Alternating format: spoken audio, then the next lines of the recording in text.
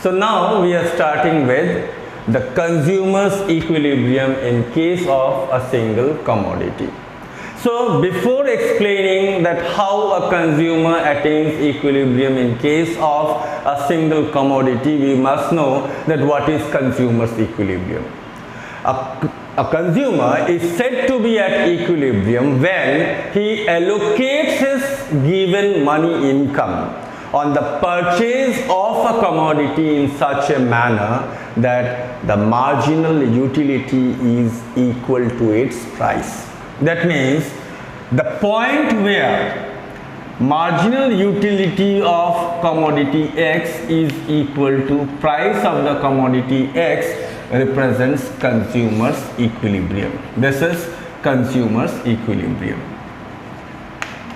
Now you must remember that this is based upon certain assumptions. The assumptions are that number one, the consumer is a rational consumer. That means he wants to maximize his total satisfaction. Number two, the price of the commodity is given. Number three, the taste and preference do not change during the process of consumption. Number four, it is assumed that utility can be measured cardinally. That means it is the unit of it is the amount of goods which an unit of money can purchase, or it is an unit of money is the amount which the consumer is ready to pay for a particular commodity.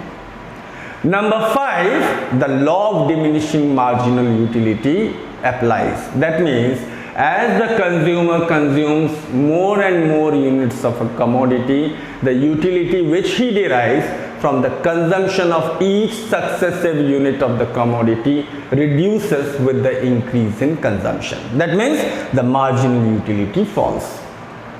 Next, we assume that the prices of substitutes remain same and there is no time gap between the consumption of each successive units of the commodity. That means the consumption is a continuous process. Now, based upon these assumptions, the theory was developed, wherein it is said that the consumer will allocate his given money income on the purchase of any commodity, say X, in such a manner that marginal utility of the commodity is equal to price, because a consumer is never ready to pay a price higher than the marginal utility of the product. So he tries to equalize marginal utility with its price. Now in the given diagram, we have assumed that the price of the commodity is given to be Px. And the marginal utility curve is downward sloping. This curve has intersected the price line at point E, at which the consumer consumes OQ units of the commodity, and at this level of consumption MUX is equal to Px. Now suppose if the consumption level reduces to OQ1, at this level MUX is greater than the price of the commodity. That means the marginal utility derived from the consumption of a commodity is more than the price which the consumer is paying for. In this case, the consumer will increase the consumption of commodity X till it attains equilibrium. That is, till the point E where MUX is equal to Px.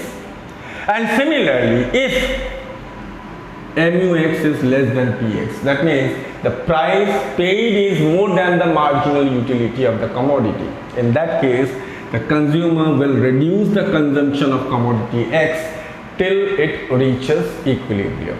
Now suppose the price of a book is rupees 500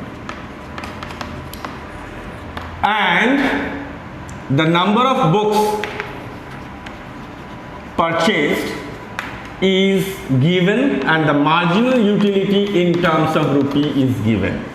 Say when the consumer is buying 1 units of the book, at that level the marginal utility is rupees 700.